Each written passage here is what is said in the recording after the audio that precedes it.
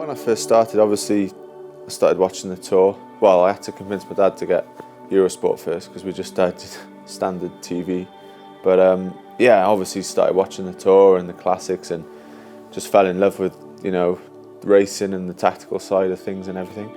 Just dreamt of like winning the Tour when I was a kid. But then, as I was a junior under 23, kind of thought, no chance I'm going to win the Tour. You know, it's more just trying to be in those races and be competitive at some sort of level. And so to finally, you know, be leading the Giro team alongside Landa in, you know, a team like Sky, which has obviously got all the success it's had, is unbelievable, really. And like I say, as a junior or even under 23, I never would have really dreamt of that.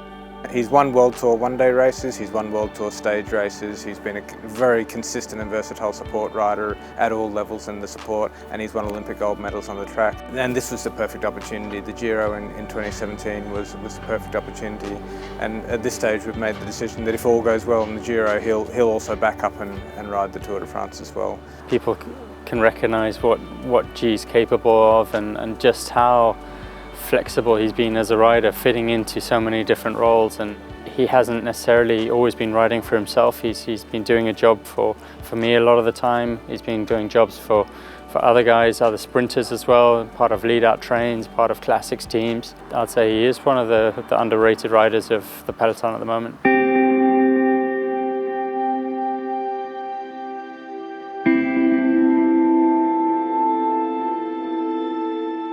He showed over the years he's been such an incredible help through me in the Tour, and I think he deserves a chance to be a leader in his own right now for the Giro, and it's a great opportunity for him. I think it's that time in his career now where he needs to test himself in this situation. So yeah, looking forward to doing my part to try and get him in pink. Grand Tours aren't easy to win. There's no easy Grand Tour. You know, there's no easy course in a Grand Tour, and there's no easy field. We wouldn't be sending him there if we didn't believe he was up to the task.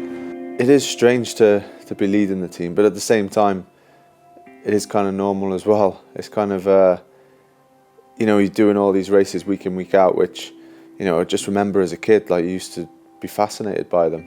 You definitely do have to, like, pinch yourself and be like, wow, like, it's been some journey to get here.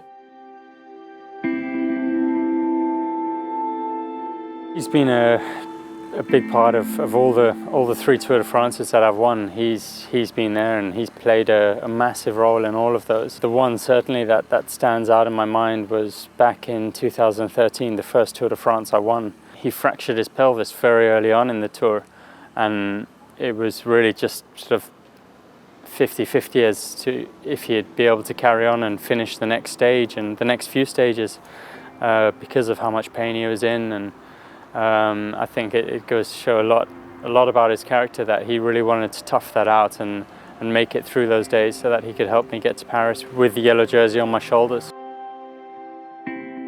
One word that Froome would describe me as? Maybe Welsh or something. They're going to ask you like one word to describe me. What would you say, Chris? Other than Welsh. Yes, that's what I said. I was like, I reckon he'll say Welsh. Good guess. I know he'd think I would say Welsh, but I'd probably say something like tenacious or tough.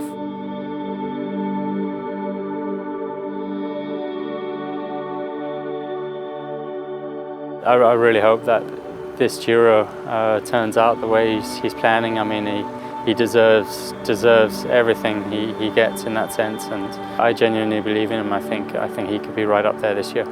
You know, it's the 100th Giro d'Italia, but you kind of go into that. Yeah, it's the Tour. We're racing the same guys we raced all year. It's just another race, but it's not.